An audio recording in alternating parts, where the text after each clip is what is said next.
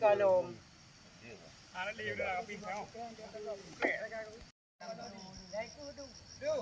Đưa.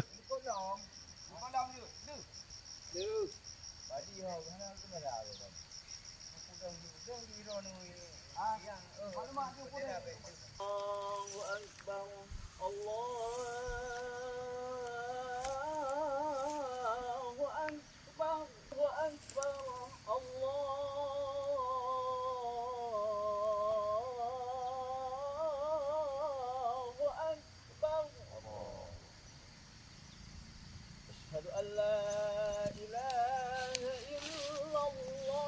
illallah. Asyhadu an la ilaha illallah.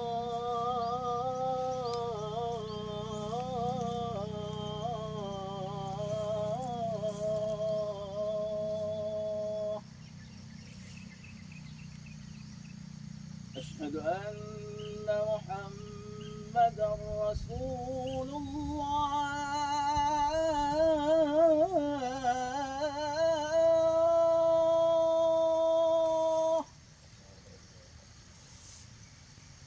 Asyhadu anna Muhammadar Rasulullah.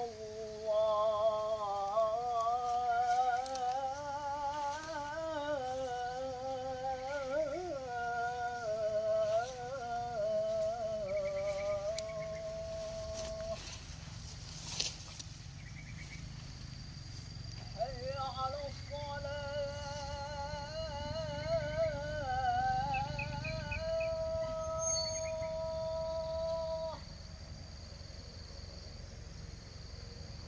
Hayya 'alas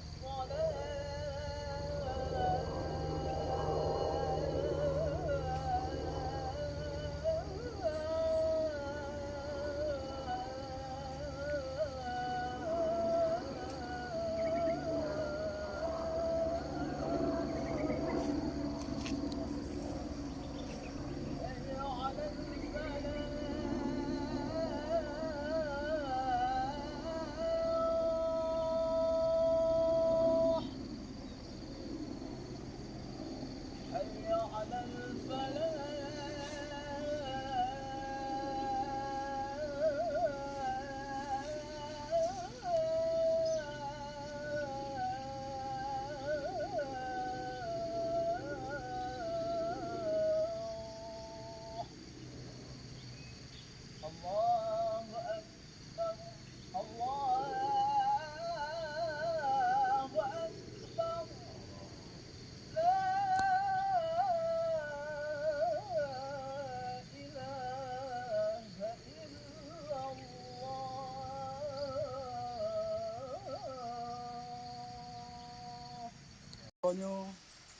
Gutanyo kajut kapega sabuh acara upacara 4 Desember Sikuru 2025.